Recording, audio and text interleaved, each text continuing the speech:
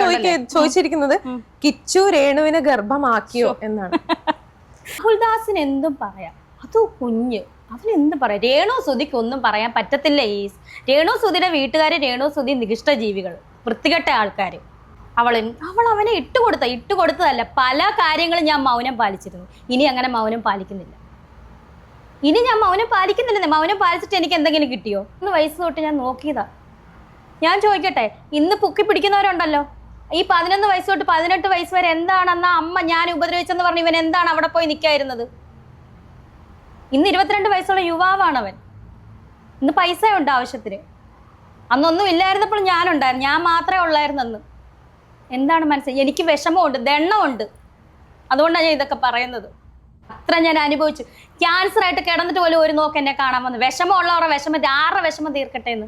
Hi friends, welcome to my YouTube channel. Renu Sudhi നിങ്ങൾക്ക് എല്ലാവർക്കും അറിയുന്നത് പോലെ തന്നെ ക്യാൻസറുമായി ബന്ധപ്പെട്ട് മല്ലിട്ടുകൊണ്ടിരിക്കുകയാണ്. 3ാമത്തെ കീമോ കഴിഞ്ഞ് പതിയെ അത് അസുഖത്തിൽ നിന്നും മോചനമായിക്കൊണ്ടിരിക്കുന്നു എന്നുള്ളൊരു സന്തോഷ വാർത്തയാണ്. തീർച്ചയായിട്ടും രേണു സുധി പെട്ടെന്ന് തന്നെ രോഗവിമുക്തയായിട്ട് നമുക്ക് റീൽസുകളിലും അതുപോലെ തന്നെ ഈ ഉദ്ഘാടനങ്ങളിലും എല്ലാം നിറഞ്ഞു നിൽക്കുന്നത് കാണട്ടെ എന്ന് നമ്മൾ ആത്മാർത്ഥമായിട്ട് ആഗ്രഹിക്കുന്നുണ്ട്. തീർച്ചയായിട്ടും അതിനുവേണ്ടി പ്രാർത്ഥിക്കുകയും ചെയ്യുന്നു. തുടക്കത്തിൽ തന്നെ അത് പറഞ്ഞുകൊണ്ട് നമുക്ക് വീഡിയോ തുടങ്ങാം.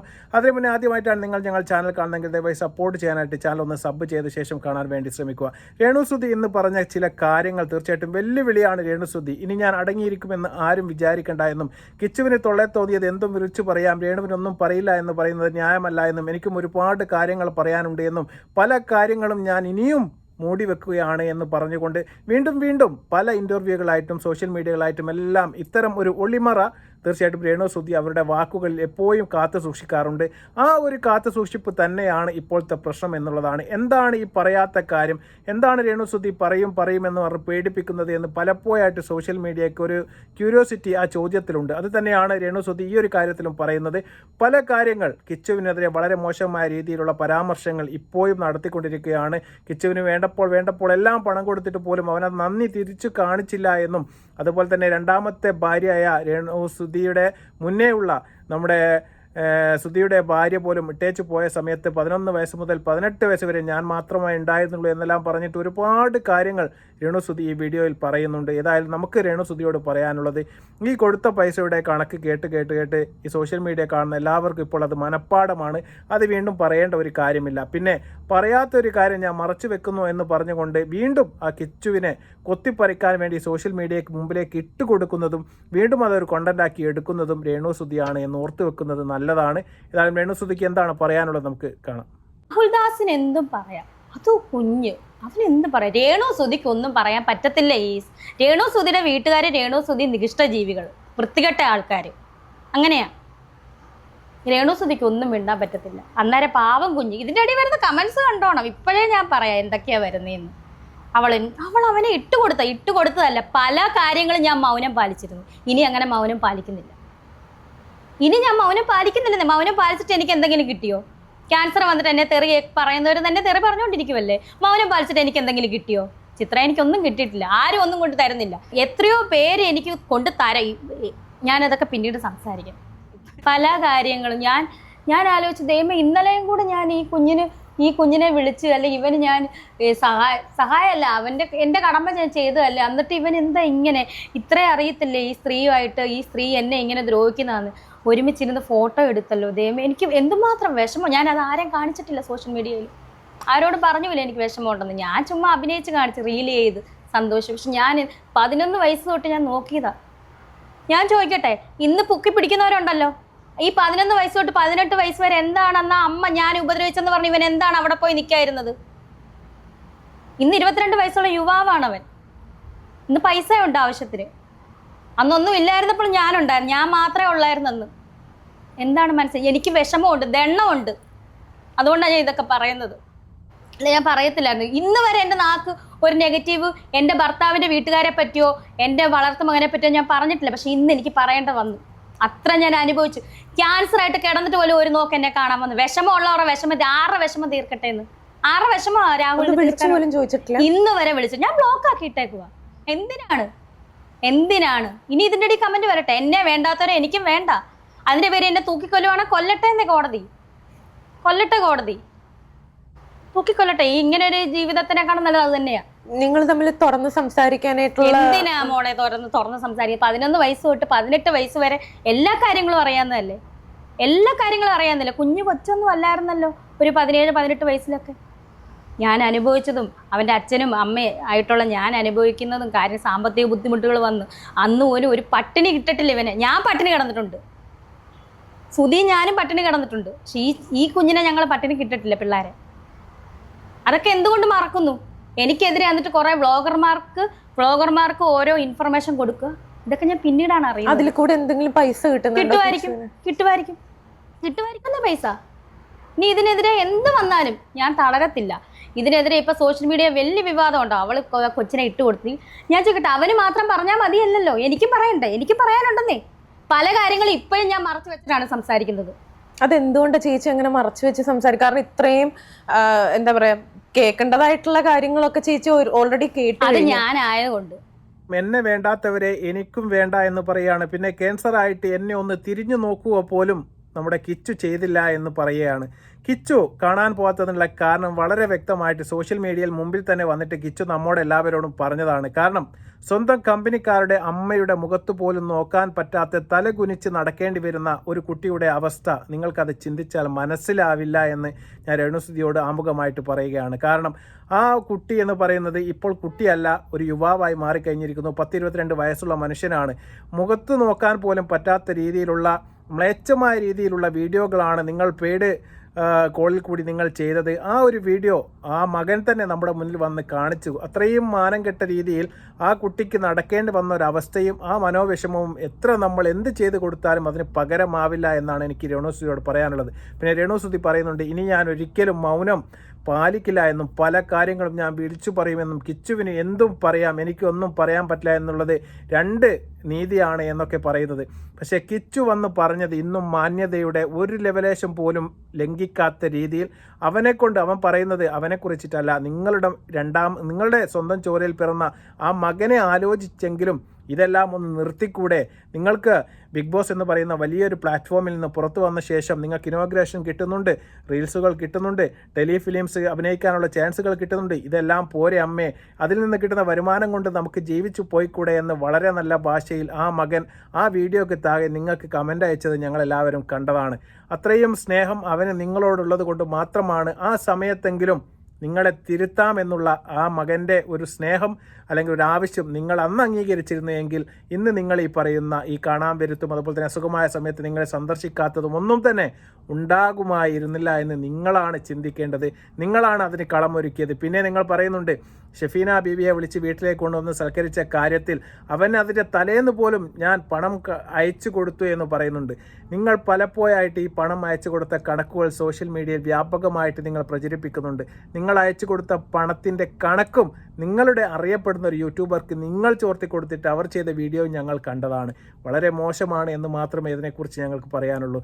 പിന്നെ ഒരു ഗർഭത്തിൻ്റെ ഒരു കാര്യം കൂടി സഹോദരി ഈ അവതാരിക ഈ രേണുസുധിയോട് ചോദിക്കുന്നുണ്ട്. അത് കേട്ടാൽ നിങ്ങളുടെ തൊലി ഉരിഞ്ഞു പോകും. ഞാൻ പറയുന്നത് കാരണം നിങ്ങൾ ആദ്യമായിട്ട് അത് കേൾക്കണം. അതിനുശേഷം എനിക്ക് നിങ്ങളോട് 2 കാര്യങ്ങൾ പറയാനുണ്ട്. കാരണം ഇത്രയും ഉളുപ്പില്ലായ്മ ഒരു അവതാരികക്കും ഉണ്ടാവാൻ വേണ്ടി പാടില്ല എന്ന് ഞാൻ ആമുഖമായിട്ട് പറയുന്നു. നമുക്ക് ആ വീഡിയോ കാണാം. ചോദിച്ചിരിക്കുന്നത് കിച്ചു രേണുവിനെ ഗർഭമാക്കിയോ എന്നാണ്. ഇതിനൊക്കെ ഞാൻ എന്ത് മറുപടിയാ പറയേണ്ടത്? അത് ഇവന്റെ വീട്ടിലെ ഈ വ്ളോഗറിന്റെ വീട്ടിൽ നടക്കുന്ന സംഭവങ്ങളായിരിക്കും അവനവന്റെ വായിലൂടെ സംസാരിക്കുന്നതെന്ന് മാത്രമേ എനിക്ക് പറയാനുള്ളൂ. കാരണം ഇതിലും വന്നിട്ടുണ്ടാവും കുറെ പോസിറ്റീവ് കമന്റ്സ്. ചേച്ചി അതും കൂടെ ആലോചിക്കണം. അതായത് ഇവരെ സപ്പോർട്ട് ചെയ്തിട്ടാണ്, എനിക്കറിയാൻ പാടില്ല ഇവർക്ക് റീച്ച് കൂട്ടാൻ വേണ്ടിയാണോ എന്ന് എനിക്കറിയില്ല. അവന്റെ വീട്ടിലെ കാര്യമായിരിക്കും അവൻ പറഞ്ഞത്. ഞാൻ എന്ത് പറയാനാണ് ഇതിനകത്ത് എന്താ എനിക്ക് എന്ത് മറുപടി പറയാൻ പറ്റും? എൻ്റെ വളർത്തുമകനാണ് രാഹുൽ ദാസ് എന്ന കിച്ചു. അതെല്ലാവർക്കും അറിയാവുന്ന കാര്യമാണ്.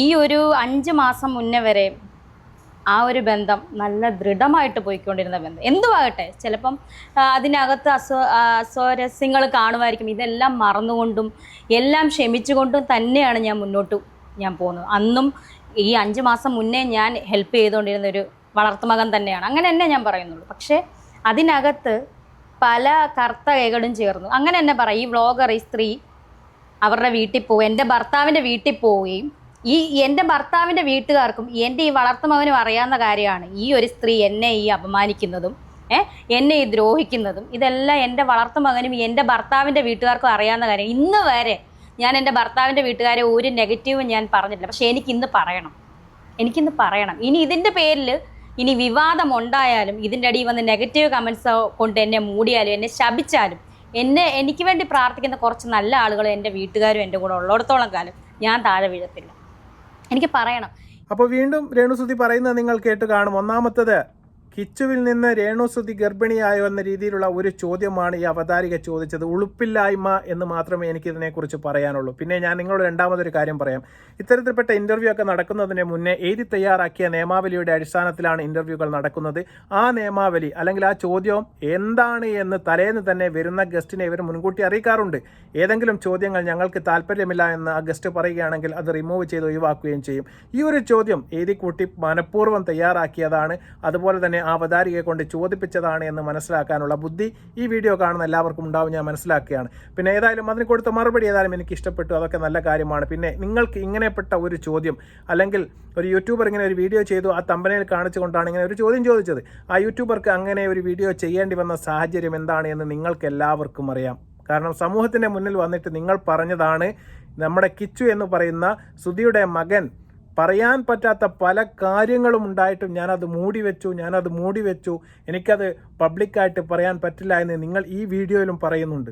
അത്തരത്തിൽപ്പെട്ട എന്തോ ഒരു വൃത്തികേട് അവൻ നിങ്ങളെടുത്ത് കാണിച്ചു എന്ന് ഒരു ത്വര ഉണ്ടാക്കുന്ന രീതിയിലുള്ള സംസാരം, ഒരു ഒളിച്ചുവെപ്പ് നിങ്ങളുടെ ഭാഗത്തു നിന്ന് ഉണ്ടാവുന്നത് കൊണ്ട് തന്നെയാണ് സോഷ്യൽ മീഡിയയിൽ അദ്ദേഹം ആ യൂട്യൂബ് കണ്ടന്റായ ഏതോ ഒരു ബ്ലോഗർ തീർച്ചയായിട്ടും അത് ചെയ്തതിനെ ഞാൻ ന്യായീകരിക്കുന്നില്ല. തെറ്റാണ്. കൊടുത്ത വാചകത്തിനോടൊന്നും നമുക്ക് യോജിപ്പില്ല. പക്ഷേ അതിനുള്ള ഒരു കാര്യം മുന്നോട്ടിട്ട് കൊടുത്തതും നിങ്ങൾ തന്നെയാണ്. പിന്നെയും നിങ്ങൾ പറയുന്നുണ്ട് ഞാൻ പൈസ അടിച്ചു കൊടുത്തു കിച്ചുവിന്. ഈ ഒരു കാര്യം ഞാൻ പറഞ്ഞതുപോലെ ഒരു വീഡിയോ നിങ്ങൾ പറയുകയാണെങ്കിൽ, ഒരു ഇൻ്റർവ്യൂ നിങ്ങൾ എടുക്കുകയാണെങ്കിൽ 3, 4, 5 പ്രാവശ്യം നിങ്ങൾ അതിനെക്കുറിച്ച് വളരെ വ്യക്തമായിട്ട് ഈ അയച്ചു കൊടുത്ത പൈസയുടെ കണക്ക് പറയുന്നുണ്ട്. ഒരു അമ്മ ഒരു മകൻ എന്ന് പറയുന്നത് തീർച്ചയായിട്ടും ഈ പണത്തിൻ്റെ അടിസ്ഥാനത്തിലുള്ള ഒരു ബന്ധമല്ല. അത് നിങ്ങൾ 100 രൂപ കൊടുത്താലും 1000 കൊടുത്താലും 1 ലക്ഷം കൊടുത്താലും നിങ്ങൾക്ക് അമ്മ മകനുള്ള സ്നേഹം നിലനിൽക്കുകയുമില്ല, അതിട്ട് കിട്ടുകയുമില്ല. ആ ഒരു കാര്യം നിങ്ങൾ തീർച്ചയായിട്ടും നിങ്ങൾ പറഞ്ഞതും നിങ്ങൾ കൊടുത്ത സംഖ്യയുടെ കണക്കുകളെല്ലാം മലയാളികൾ കണ്ടതാണ്.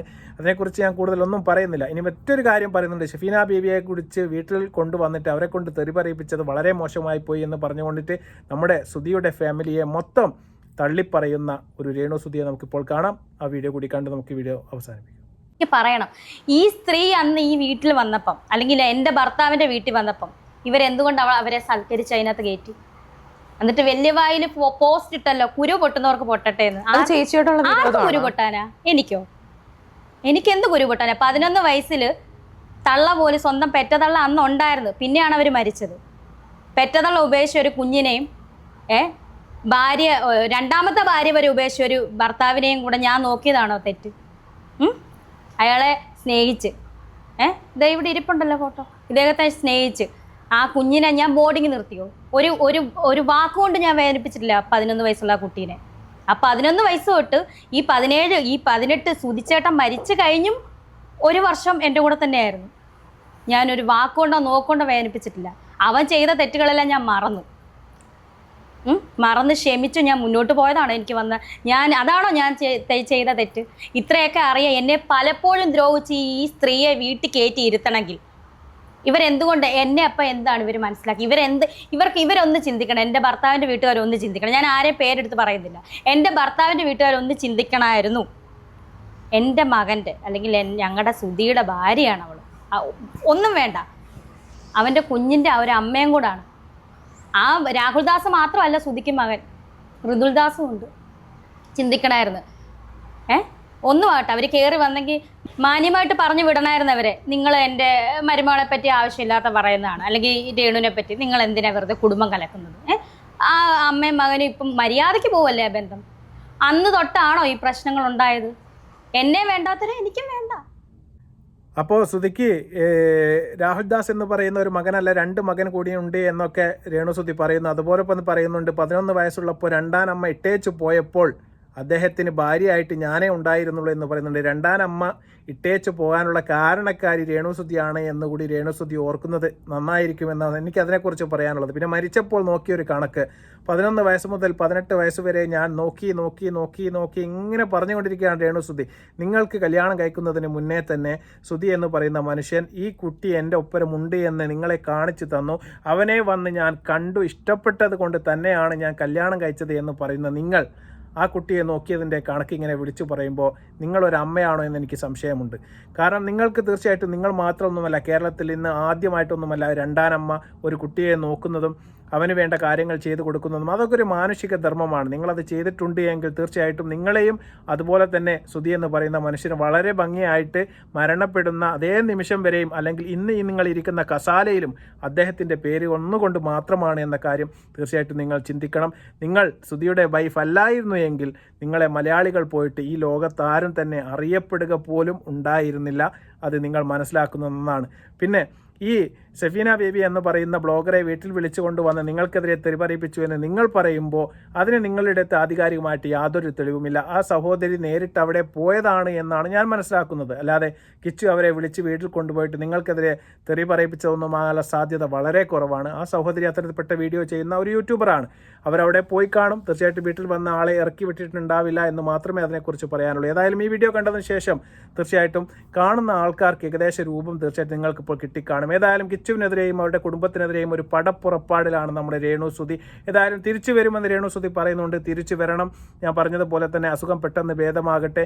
ഇനിയും കൂടുതൽ റീൽസുകളും അതുപോലെ തന്നെ സിനിമകളടക്കം നിങ്ങൾക്ക് ചെയ്യാൻ സാധിക്കട്ടെ. അതിലൊക്കെ കിട്ടുന്ന വരുമാനം കൊണ്ട് വളരെ സുഖമായിട്ട് നിങ്ങൾക്ക് കുടുംബങ്ങൾ നോക്കാനൊക്കെ കഴിയട്ടെ. പക്ഷേ കിച്ചുവിനെതിരെയുള്ള ഈ ഒരു ആക്ഷേപ പരാമർശങ്ങളും അതുപോലെ തന്നെ ഏറ്റുമുട്ടാനുള്ള നിങ്ങളുടെ മനോഭാവം ഉപേക്ഷിക്കുന്നതാണ് എന്തുകൊണ്ടും നിങ്ങൾക്ക് ഉത്തമം. കാരണം മലയാളി സമൂഹം 90% കിച്ചു എന്ന് പറയുന്ന ആ മകൻ്റെ കൂടെയാണ് എന്ന് തീർച്ചയായിട്ടും നിങ്ങളൊന്ന് മനസ്സിലാക്കുന്നത് നിങ്ങൾക്ക് എന്തുകൊണ്ടും നല്ലതാണ്. ഈ വീഡിയോ ഇഷ്ടപ്പെട്ടാൽ നിങ്ങൾ ലൈക്ക് ചെയ്യുക, ഷെയർ ചെയ്യുക, കമൻറ്റ് ചെയ്യുക. മറ്റു വീഡിയോ നന്ദി, നമസ്കാരം, ബൈ.